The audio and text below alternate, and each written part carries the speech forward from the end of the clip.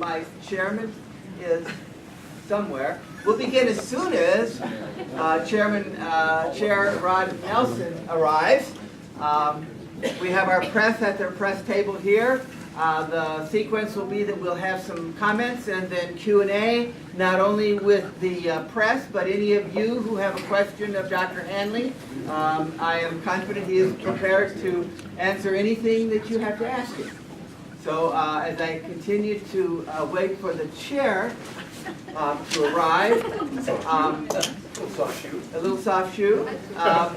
Can I talk to you about making a donation to Lake Superior State University? What a great place it is. It's an investment that you'll make that will serve for a lifetime. I'll write down the names. Yes, and he'll write down the names. And Steve will get Vinny to twist the arm. So we're in good shape. And, I can take your first 1,000 for my own dinner. Yes, we have, yes. And Martin is always raising money for the scholarship for the business students. So he's going to help you as well. He said for his dinner, he's always hungry. Yes. We need for the dinner, you know. Yes. $1,000. $1,000 for the dinner. Yeah. It's the best dinner you'll ever have. Thanks for having me begin.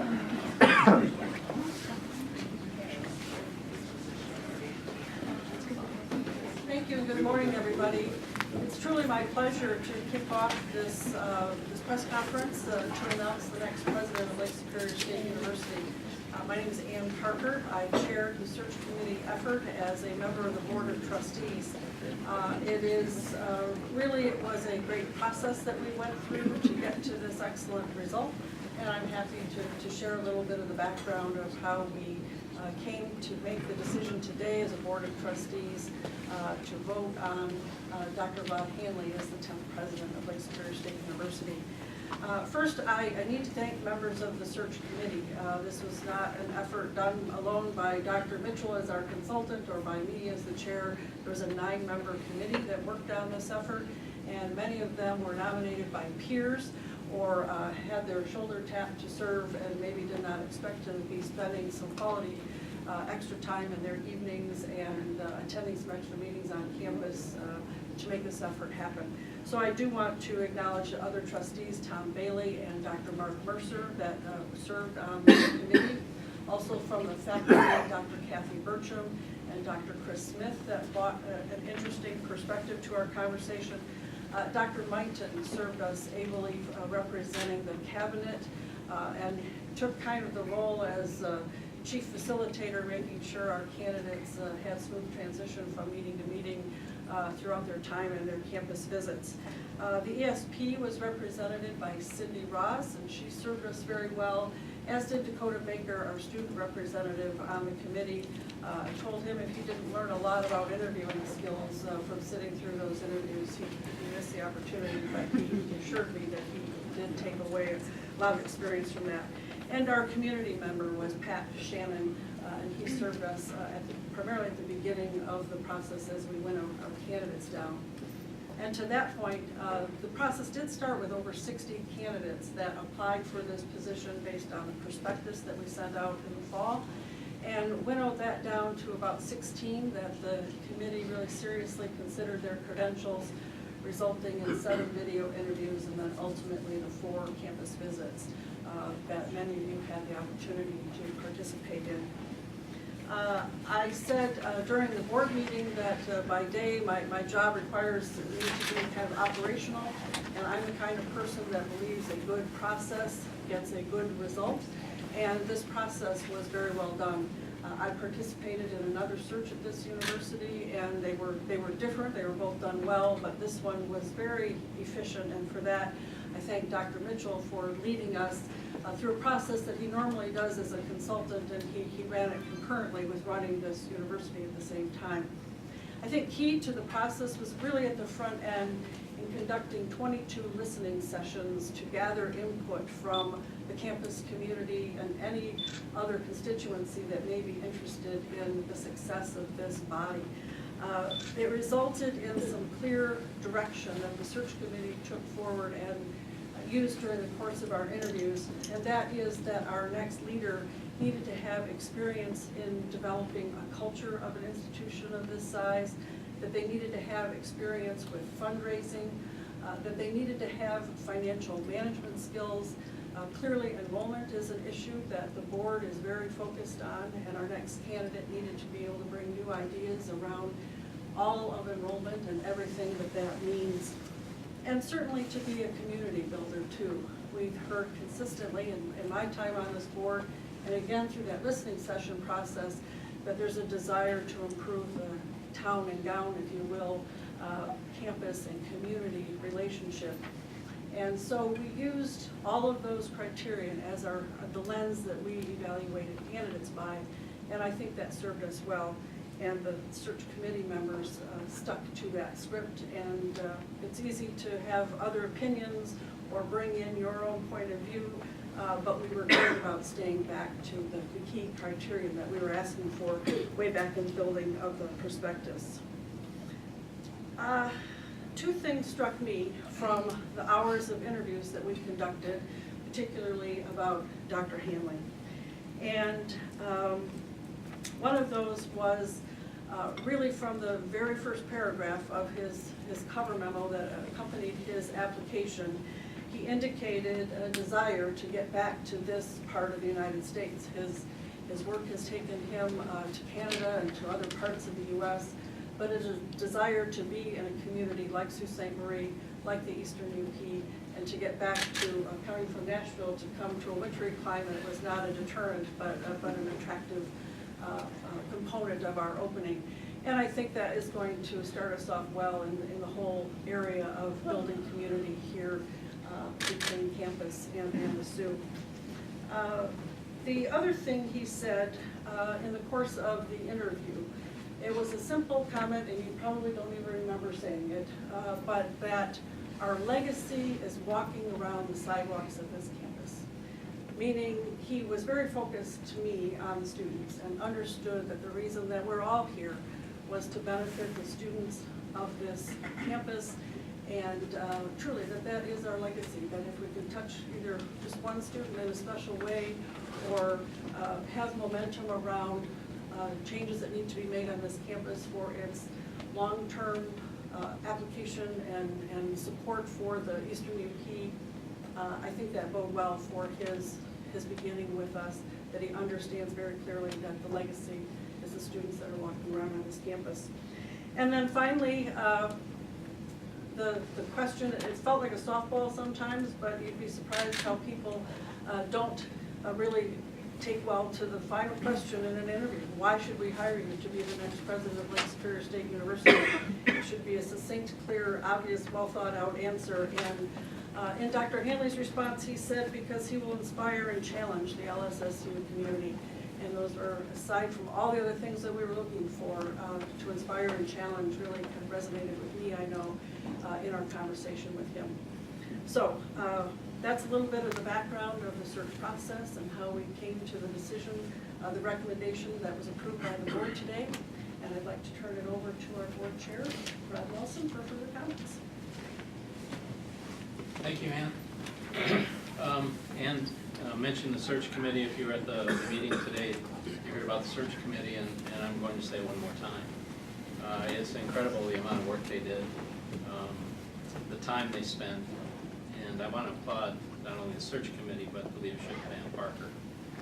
I had a friend, I don't know if your friends are like my friends, but they're very direct. And my friend said, don't screw it up, Nelson. And I knew with Peter's guidance and with Ann's leadership that it wouldn't be. Becky, I'm glad you're here, because I told Peter I'm going off script. Last May, when we called Peter, he answered a call, and he's mentioned this a couple of times, that this has been a calling for him. And last night, after the dinner, we had a talk, as we usually do. We usually talk 3 to 4 times a week, and I'm usually in the Sioux at least once a week. So I think I know Peter Mitchell pretty well, and his brother has clued me in on the rest of Peter. But in the discussion last night, it was, gosh, Rod, this was really difficult. And I was thinking about that. You know, he's running a university, as I mentioned, helping out with the search. But I had to remind Peter, when he came here, right off the bat, we had union negotiations. Dr. Westbrook, you were part of that. And that got settled. We had a C-free project that was stalled. That got settled. We had fundraising issues. That got settled, and we're still working on that. We had the simulation lab, the nurse lab, was a mile away. We needed it on campus. We've been talking about it, I think, for about 4 years. That's been settled. So I reminded Peter, I said, you know, you've had about 5 major issues here. And we're so blessed to have him. And at dinner last night, what a great similarity between Sarah and Dr. Hanley and Becky and Peter. Both are teams, they're partnerships. You can see it in the relationships. You can see the enthusiasm, the passion. Both Peter and Rod have a huge respect for each other. Rod had mentioned last night what a first, I forget the verbiage, but what a professional, first-class person Peter was.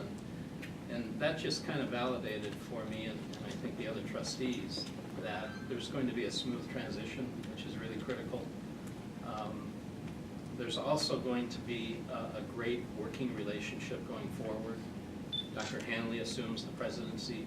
Peter then goes into the role of consultant. So with that, I think there are great things ahead for Lake State.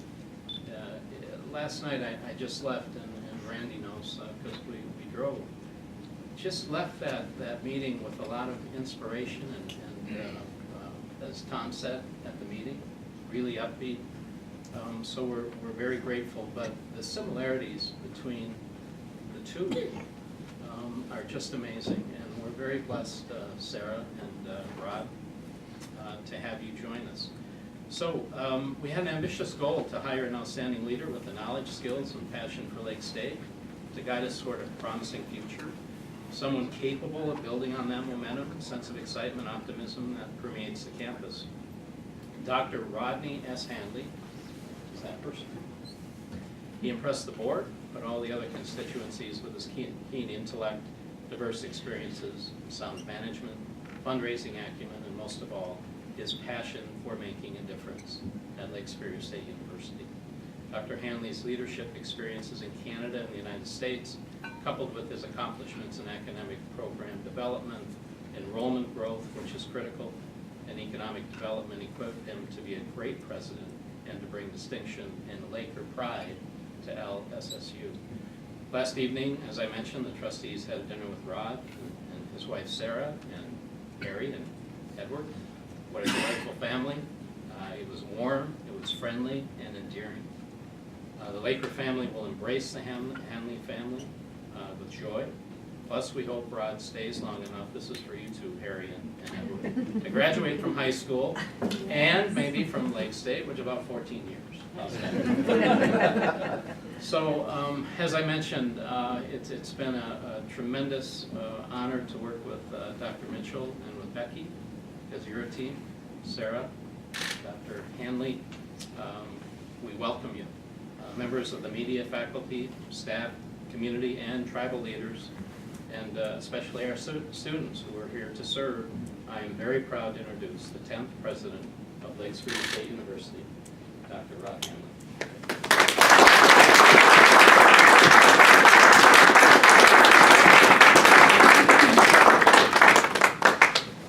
Thank you so much, Rod, for those that kind introduction, and thank you, Ann, for your steady leadership in the search process. And I know firsthand that these presidential searches extend over a period of time and require a lot of different things from all of the committee members, and I think your leadership has shown itself to be very capable, and so thank you so much for that.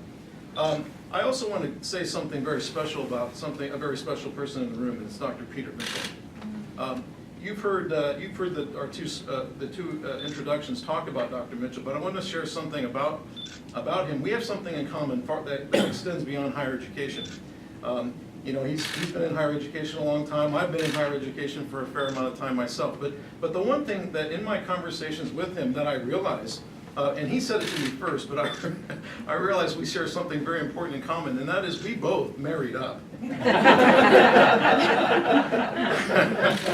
I want to say a big thank you to my wife Sarah, who's in the front row, my two sons Harry and Edward. Going on these trips and traveling around, when you're traveling by yourself, it's not as much fun as when you're traveling with the family. So I just wanted to say thank you to my family, and thank you for all the support that you've provided me for all these many months, and frankly all these many years. So thank you for that. Let me tell you, we heard a little bit about how the search process played out, but let me tell you about the search from my angle. As a candidate, I don't spend any time looking at job ads. I really don't. I've got work to do. I don't spend any time looking at them. In fact, I don't even know when a position comes open or whatever. But I'll tell you who does look at the job ads. It's my wife. She looked at the ads. She found the ad for the presidency for Lake Superior State University, and she forwarded it to me right away. And she said, you know, Rod, you need to take a look at this one because it has everything you might be looking for. It has the institution has a combination of liberal arts foundation combined with professional education, the kind of curricular positioning that lots of institutions around the United States are clamoring for today. It's already present at Lake Superior State. It also has the position of the institution on geography. I don't know if location makes the people or people make the location. But I'll tell you, there's something special about Lake Superior State University and its position on the map, right? When you can travel just across the bridge and being in another country, or you can just travel in any direction you want and be in the most beautiful landscapes in North America, that's very special. But I think the thing that goes beyond all of that are people. When I think about what makes Lake Superior State University special, we heard it today at the board meeting. Every person that went around the table, they touched on one similar theme, and that is the people at the institution. So when I came in to interview, you know, I got a chance to meet different constituent groups, the students, the staff, the faculty. I was all very impressed. The questions that they asked, I couldn't give a canned response that maybe a candidate is used to giving. I had to think about what my response would be. I had to kind of dig inside to figure out, you know, what is the answer I would give? Who am I? You know, that kind of thing. And those were the challenging. Those kinds of questions were very impressive to me as a candidate. But also, I think most importantly, it's the students of the institution. When you think about what our legacy is, and Ann talked about that, when you think about our legacy walks across the stage at every commencement exercise. I'm oftentimes asked, what made the difference in my academic trajectory? The difference was a professor. I was a junior. I was kind of one of those students that I was sort of an average student, you know, depending on the class. But when I was a junior, I had a chance to take an elective course. I could take vertebrate natural history with a professor that had maybe a questionable, you know, he was a tough professor, or I could take general entomology, the study of insects, with a professor that not a lot of my fellow students knew a lot about. So I took the general entomology class, and I'm going to tell you right now, that guy had an evangelical fervor for what he was doing. And I don't mean the standard evangelical fervor, I meant a tent revival down by the river evangelical fervor, and I was hooked. I loved it.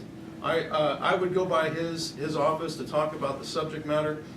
He didn't care where I came from. He didn't care that I was a first-generation college student. He didn't care about all of that. What he cared about was where I was going.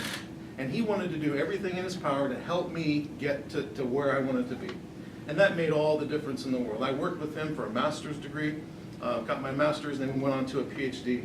It's that kind of impact that I think we have with our students that I would be looking for as the next president of Lake Superior State. So that's a little bit about how I came to the position. The other thing, the word snow was mentioned. You know, when we were, my wife Sarah is from Moorhead, Minnesota, so she's used to snow. We met each other in Grand Forks, North Dakota. We're used to snow. I became a dean of science at the University of Winnipeg, in Winnipeg, Manitoba, so we're used to snow. I worked for 3 years at Lakehead University in Thunder Bay, Ontario, and we're very used to snow.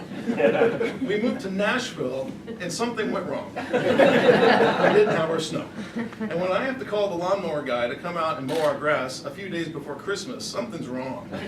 So when this ad came open, and the position came open, and Sarah forwarded it to me, and she said, we might have a chance to move back to the Great Lakes region.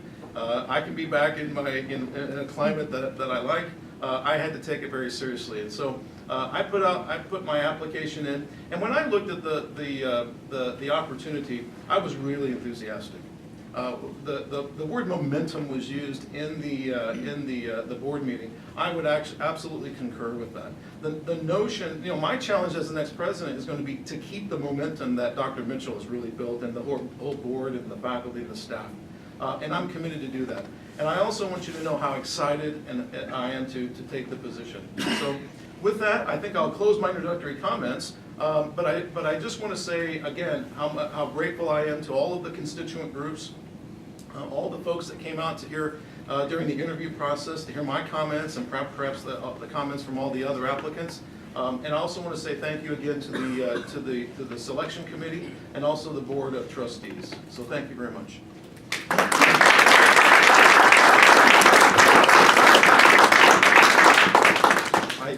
I've been told I think we have time for some questions. And as I said during the interview, if there are no hands, I will call on people.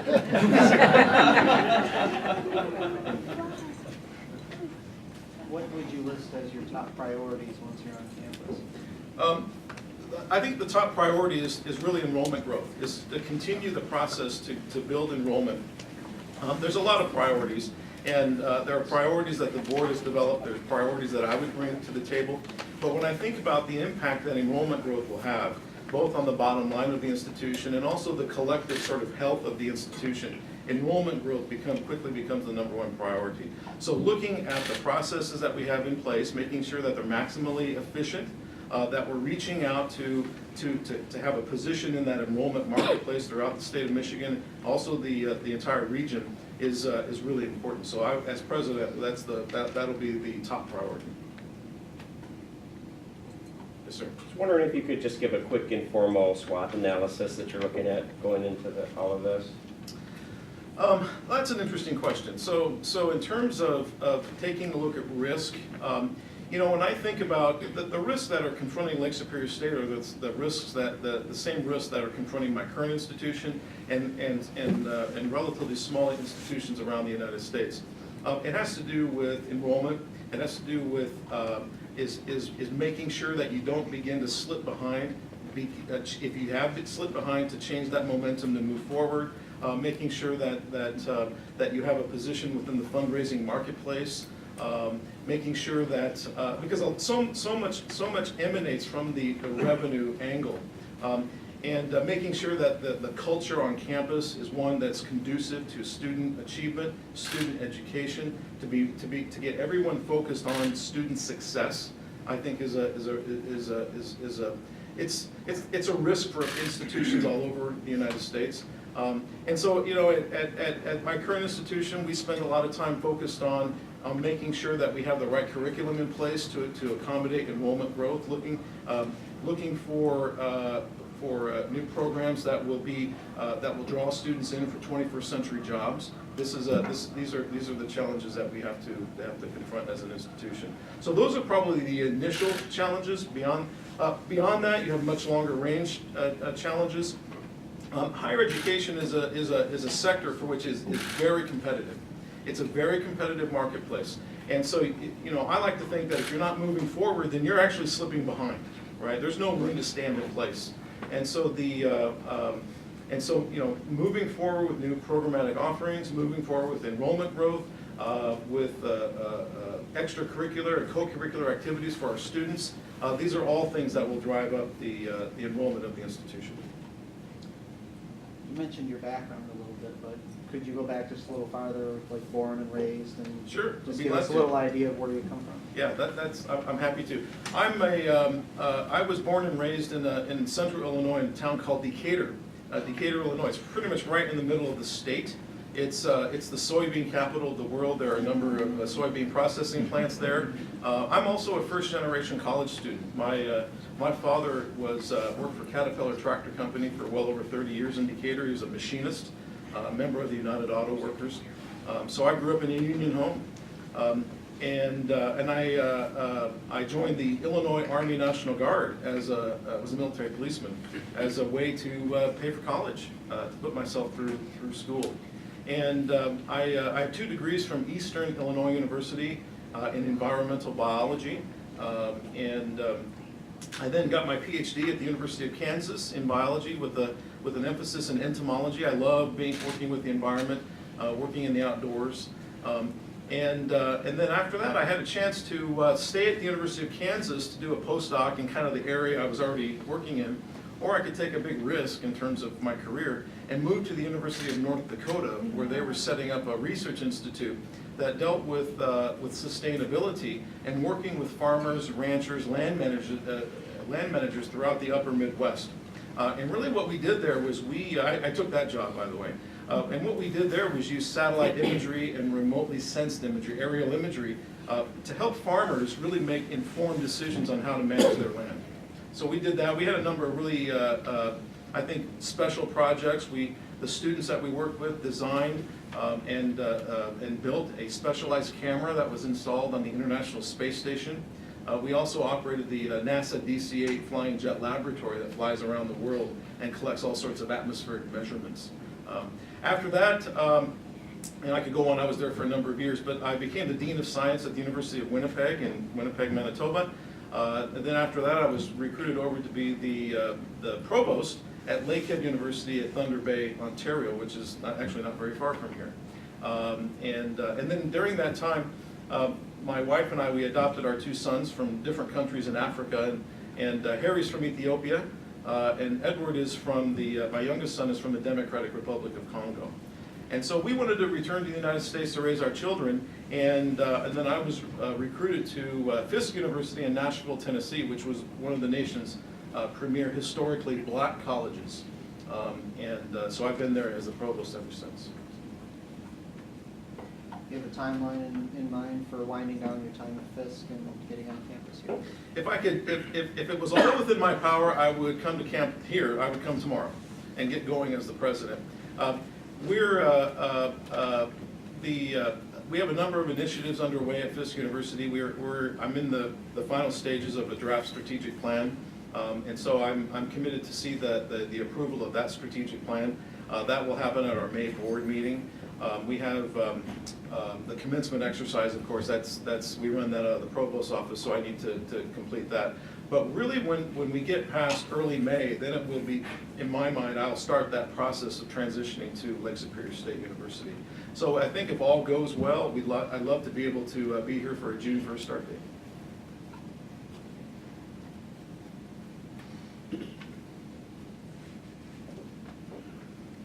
Anything else? Any other questions? Yes, I'd like you to touch on community engagement, and if there are any concrete thoughts on engaging with the broader community of Sault Ste. Marie and Chippewa County? Well, let me just say, to answer your question, I'm a firm believer that the totality of a student's education far extends than what happens in the classroom. And so community plays a very important role in that. And so the idea of developing internship opportunities, developing co-op opportunities within the community, obviously fundraising and different funding relationships with community partners is very important. But let me go one step further than that. When it comes to academic programmatic development, the community plays a very important role. And one of the examples I want to give is that when I was at Lakehead University in Thunder Bay, Ontario, one of the things that we moved forward to do was form the first new law school in Ontario in 44 years. Law schools don't come into existence at universities very often. There's no rule, there's no manual on how to put together a law school. But when we moved forward with this initiative, the first thing as we sort of shared the idea within the region and with fellow colleagues at other institutions, the thing that we got was pushback. And so we needed help in getting through that pushback and lobbying government for approval for the new law school. And so what we did was we reached out to our community partners. And whether it was the First Nations and Aboriginal community, whether it was the legal community, or just the city leadership and the regional leadership, we reached out to them for them to help us, and they did. They stepped up, and we were able to get approval for that law school and get it going, and it's going like gangbusters today. But none of that would have been possible without the relationship that we had with the community. And so the other thing that the law school did was open up a legal aid clinic so that poor and disadvantaged folks in Thunder Bay could have access to free legal advice that they never had access to previously. And so that's I think a firm example of the kind of things that are possible with relationships between the institution and the community itself. Else, anyone from campus? Questions, comments? All right, thank you very much. We will draw to a close. Thank you very much. Thank you. Please feel free to join us for a reception upstairs in the anchor room, which will follow this